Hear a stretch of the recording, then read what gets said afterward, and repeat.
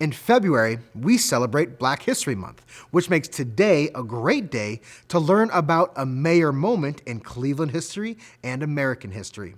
Like much of the country in the 1960s, Clevelanders were fighting for the civil rights of Black Americans. In 1967, Cleveland elected Carl Stokes for mayor, which made him the first African-American mayor of any major American city. Stokes grew up in Cleveland and worked hard to earn his education and build a career in public service. Stokes was also the first Black Democrat elected to the Ohio House. Known for his hands-on leadership, he expanded opportunities for women and Black residents and inspired future generations of leaders.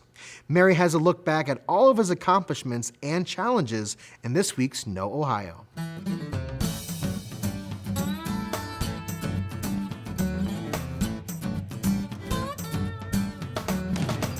One of the most exciting things about living in this country is that no matter where you start in life, it's possible to rise up and do great things through hard work.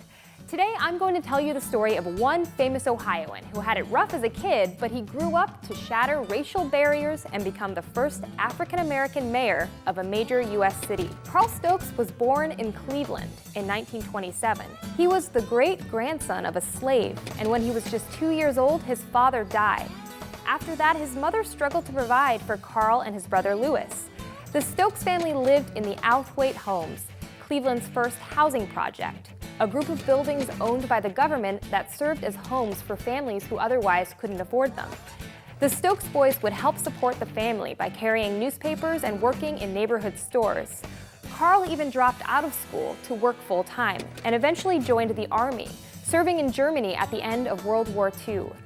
But when he returned home, Carl worked hard to complete his education, earning his high school diploma, a college degree, and a law degree.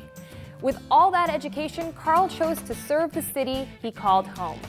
First, he worked as a lawyer in Cleveland, but was soon elected to the Ohio House of Representatives, the first African-American Democrat to do so. Because of his own background, Stokes became a strong supporter of racial equality and welfare for poor people. In 1965, he was narrowly defeated when he ran for mayor of Cleveland. But 2 years later, he picked himself up and ran again. His opponent the second time was Seth Taft, who was part of a political dynasty. His grandfather was former President William Howard Taft.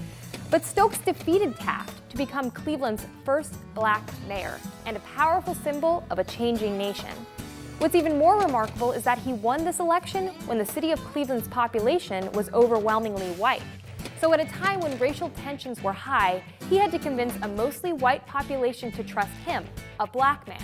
And he did it the same way he accomplished everything else, with hard work and a sense of humor. Because he grew up in Cleveland, he knew it well, and he used that knowledge as mayor. When he ran in 1967, he said, "My style will be management by being on the street. Management by walking around. Third persons won't have to tell me what's going on in our city. I'll hear it, I'll see it, I'll touch it myself." He served 2 terms as mayor, and one of his greatest accomplishments was opening up city positions to African Americans and women. After he died in 1996, Carl's brother Lewis, also a politician, said that his brother had inspired Black Americans to aspire to higher political office all over the country. And I think we can all agree that few things are more inspiring than the great-grandson of a slave defeating the grandson of a president to hold political office in a major U.S. city. Thank you, Mary. That brings us to our Write to Us for the week. Imagine you're the mayor of your city. What is one thing you would want to change or improve, and why?